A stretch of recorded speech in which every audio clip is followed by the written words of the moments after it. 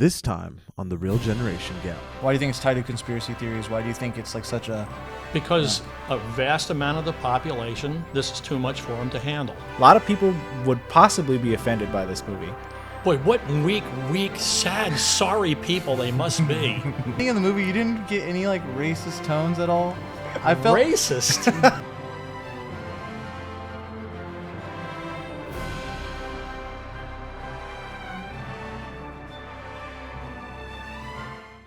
Hello, welcome to The Real Generation Gap. My name is Shane Schildmeyer. I'm Fred Satilli. And I'm special guest BJ Kang. And today we're reviewing another one of Fred's great recommendations, The Man Who Would Be King. Before we dive into this review, please give us a like, comment, and a subscription would be great. Let's get right into it. Okay. So, yeah, I think this is a great adventure movie. It's a great movie written in a time when the Freemasons were doing an amazing thing in an amazing place. So, okay, I have a question for both of you guys. So, we know the Freemasons are real. We know that they've done a lot throughout the history of man. Mm-hmm. Why are they like tied to conspiracy theories, and like why is it such like a hush-hush thing? Especially like in movies and stuff, like I don't, you know. This is tied to the overall belief that there are like secret organizations or there's like a shadow government behind our presenting governments that sort of control everything. It's tied to that bigger theory of like Wait, it's not a theory.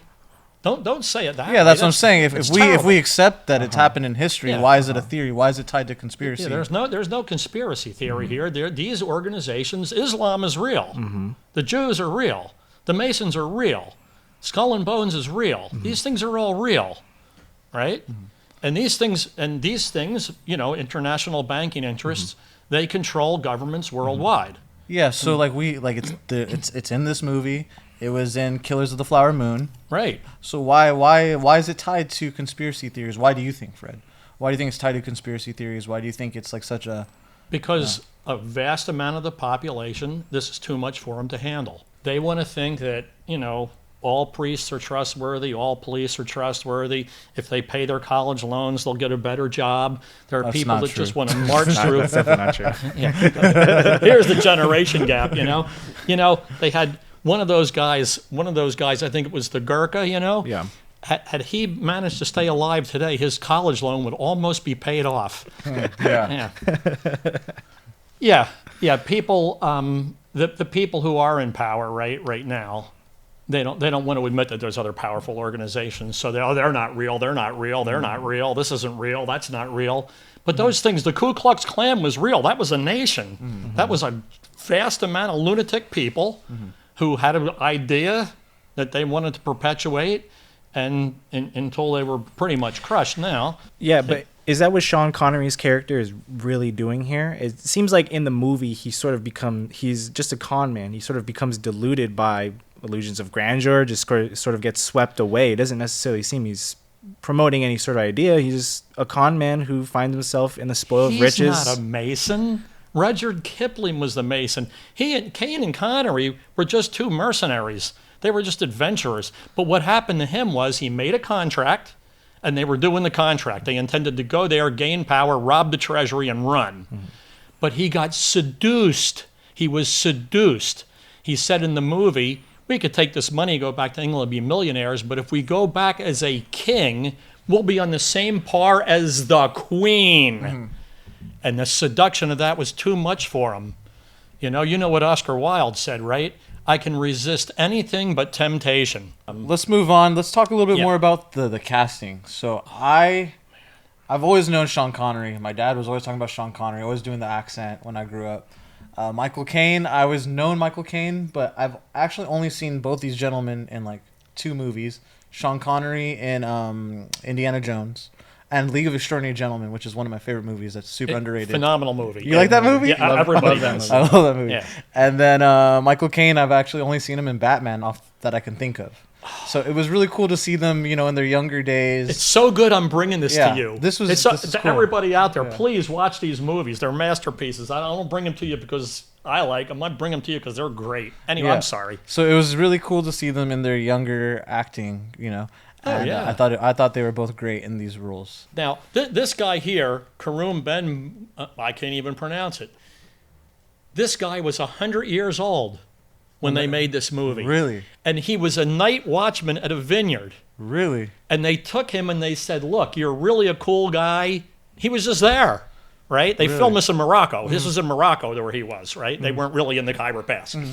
So they get this guy and they said, we want you to do this acting job and everything. He said, okay.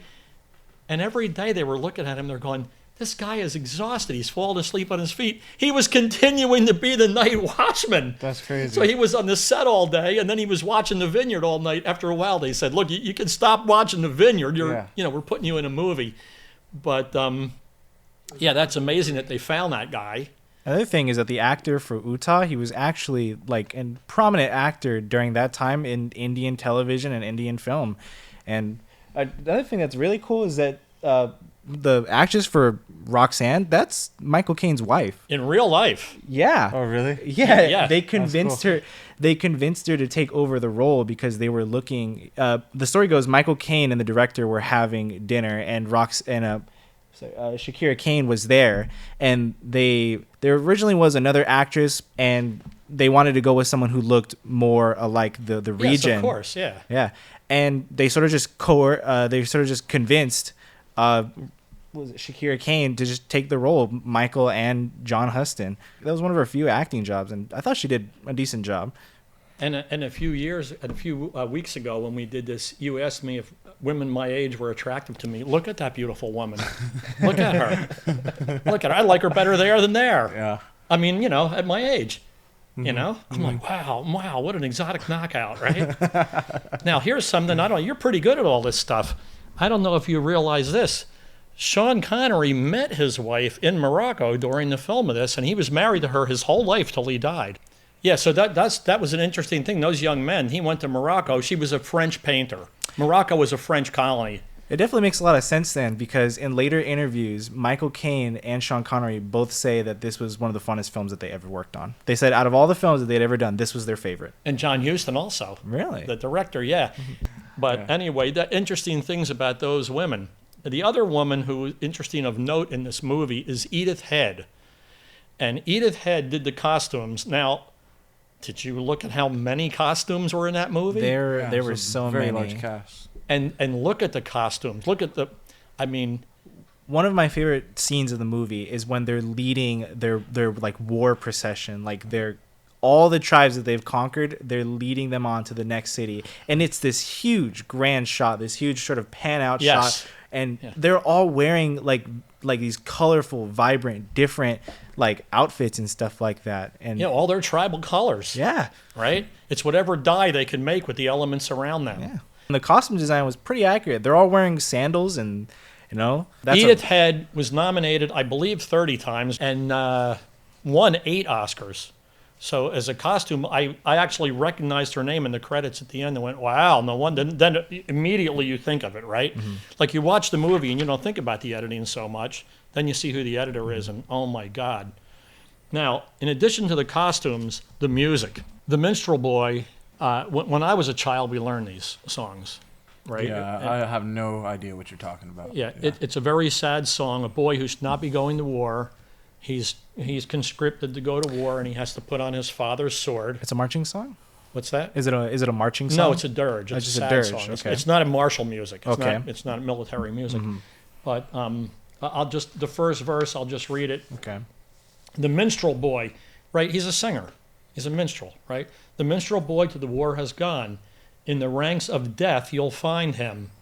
His father's sword he hath girded on. You know what a girder is, right? And his wild harp slung behind him. His musical past is slung behind him, right? So, yeah, it's interesting because you were talking about what gives people the right to do things. The final verse, they say, and said, no chains shall sully thee, thou soul of love and bravery. Thy songs were made for pure and free. They shall never sound in slavery.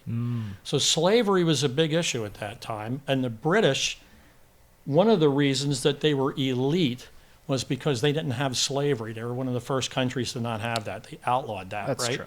So that stuff, those sentiments, seeing that throughout the movie, and you see at the end of the movie, Connery is out on out on the great big bridge. Oh, is that the song they're singing the Yeah. whole time? They're singing the Minstrel Boy the whole time. Okay, that just, But when just he go- clicked in my head. When he goes out on the thing, I'm he like, when realizes was this he's going to song die playing? now, right? Now he's a mercenary. He's born to die. He's going to fight to the death. When Connery gets out there and the jig is up, right? He's going to have his dignity. His chest is out, and he sings, "The Son of God goes forth to war." Son of God goes forth to war, kingly crown to gain. So he's saying he's the Son of God. He's divine. He claims this status as they're going to kill him.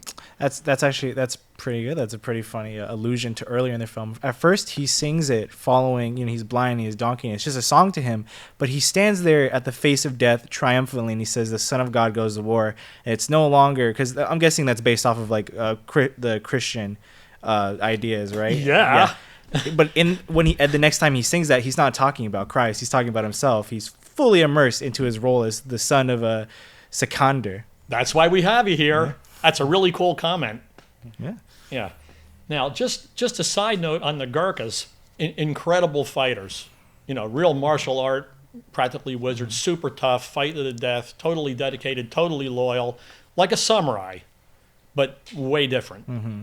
So the fact that in the movie, once again, things written in the late 1800s and filmed in 1975, they included the Gurkha. When he meets them, he comes out, he says, "Oh, hold your fire, I'm a Gurkha," right? I'm like, wow. He's the one that comes out and talks to him. That's definitely one of the things I really appreciate about the film, especially like in terms of costume, in terms of like the plot, is like it pays credence to the historical era that it plays in. I mean, those costumes, the British uniforms that Sean Connery and Michael Caine wear, and the Gurkha's uniform, it looks great. It's just, as a huge history buff, I found myself really loving that. And they kept them after they went over the Alps. Mm-hmm. They brought the guns and the ammo and their uniforms as they went on that incredible walk. I mean, when they got trapped in the giant snow chasm and they had the avalanche and everything, they kept that stuff. Mm-hmm. They kept true to the cause. The contract was there, and they were on mission. They were going to go out there, find the place, and the two of them alone were going to conquer that place. The ambition of it, it's phenomenal. It's a fantastic adventure story. Yeah, BJ, do you think this movie holds up today? You think it could be better remade? You think it holds up today, or you think it's just not meant to last? I think it's a beautiful it's a beautiful period piece for the time that it portrays. But I think that if they were going to remake it today, it would lose some of the magic that it sort of captured when it was made in the 1970s. Mm-hmm. Like, especially going on by like, how my generation and people in my generation would sort of view that sort of movie. A lot of people would possibly be offended by this movie. Boy, what weak, sad, sorry people they must be. I loved it when they used expressions when they were found out that they were frauds. Mm-hmm. Caine turns to Connery and he goes, "We're found out. Brass it out. Brass it out."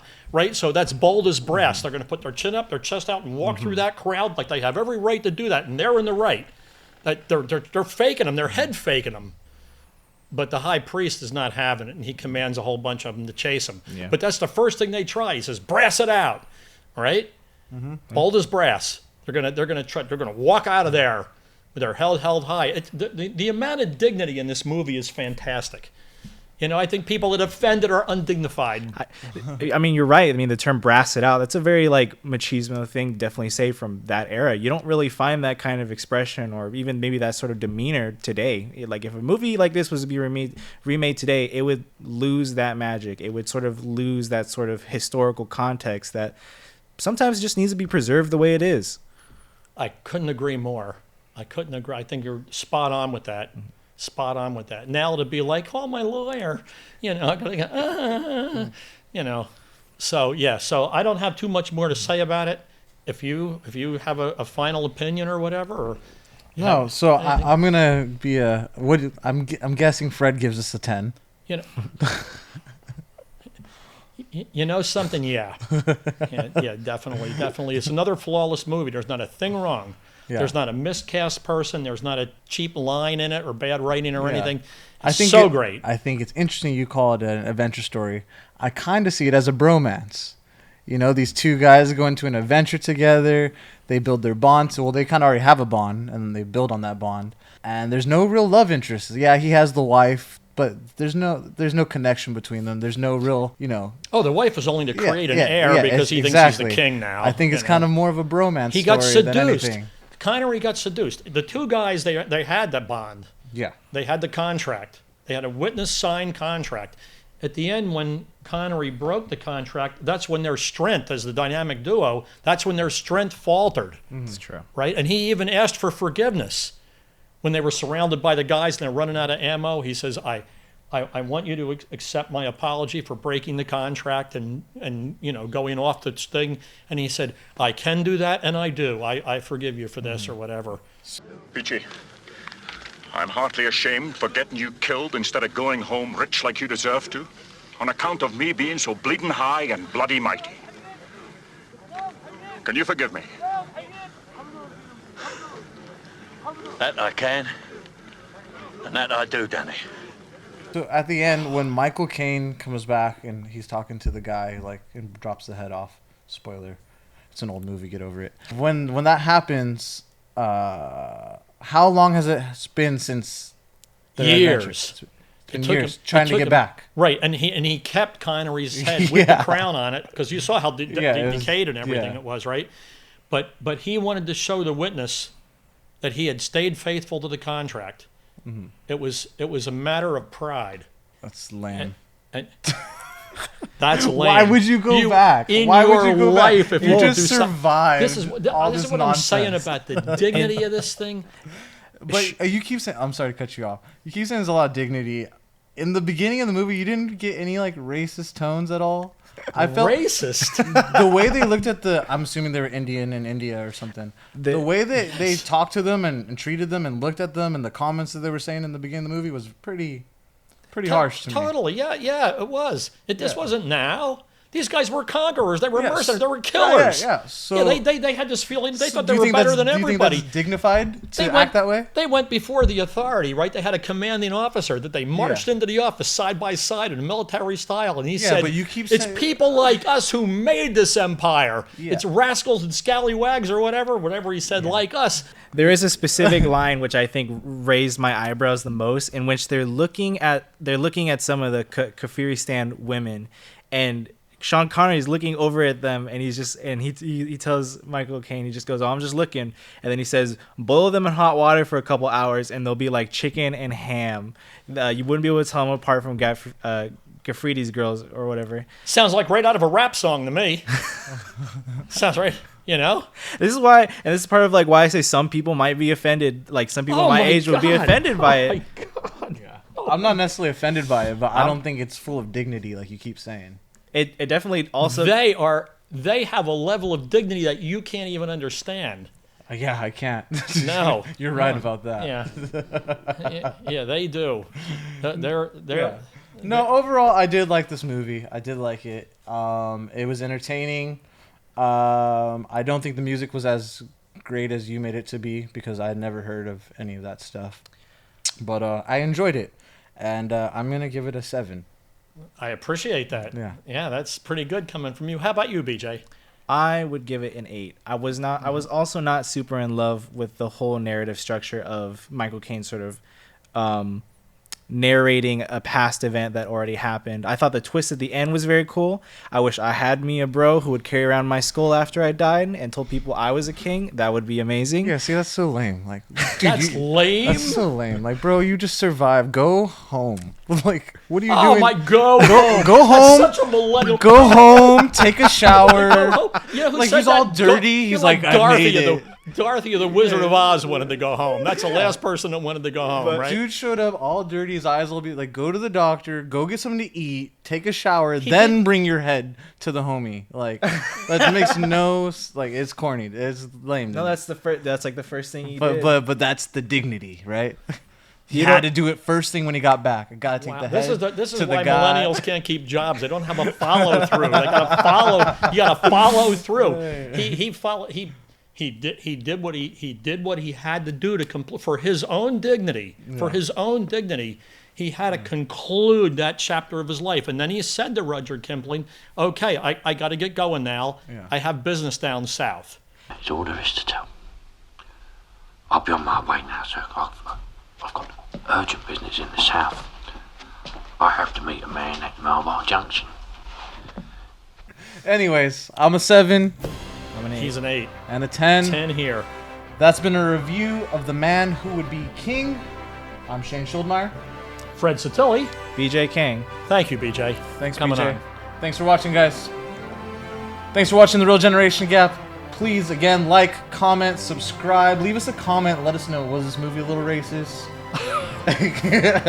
Let us know if this movie was full of dignity. What do you think of the Freemasons? Is it a conspiracy? Is it real? Let us know in the comments. We'll catch you guys at the next one. Take care.